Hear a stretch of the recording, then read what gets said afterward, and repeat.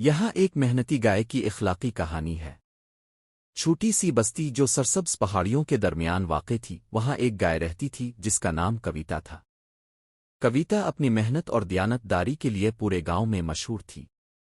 ہر صبح کویتا سورج نکلتے ہی جاگ جاتی اور اپنے روزمرہ کے کاموں میں مصروف ہو جاتی۔ وہ سرسبز کھیتوں میں چر کر بہترین اور صحت بخش دودھ پیدا کرتی جو گاؤں والوں کے لیے بہت فائدہ مند تھا۔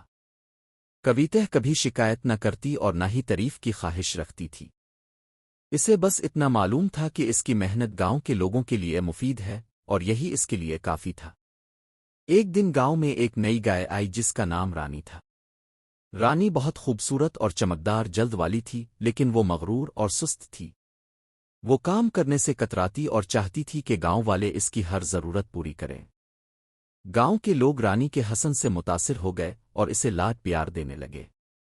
وہ اسے بہترین گھاس کھلاتے اور آرام دہ جگہ فراہم کرتے، جبکہ کویتا کو نظر انداز کرنے لگے۔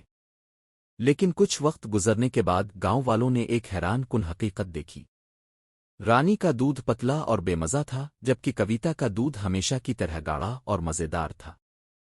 تب انہیں احساس ہوا کہ کویتا کی محنت اور ایمانداری ہی اس کے کامیابی کی اصل وجہ تھی۔ اپنی غلطی کا احساس ہوتے ہی گاؤں والوں نے کویتا سے معافی مانگی اور وعدہ کیا کہ آئندہ وہ اس کی عزت کریں گے اور اس کا خیال رکھیں گے۔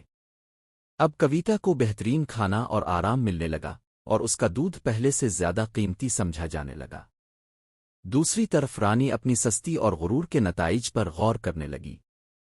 اسے سمجھ آ گیا کہ کام چوری نہ صرف اس کے لیے نقصان دہ ہے بلکہ اس گاؤں کے لیے بھی جس نے اسے اپنایا تھا۔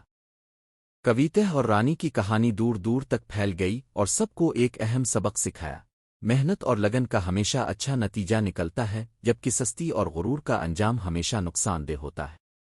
یہ کہانی نسلوں تک سنائی جاتی رہی اور سب کو یاد دلاتی رہی کہ کامیابی کا راز محنت، دیانت اور لگن میں ہے، جبکہ سستی اور حق جتانے کا رویہ صرف ناکامی کی طرف لے جاتا ہے۔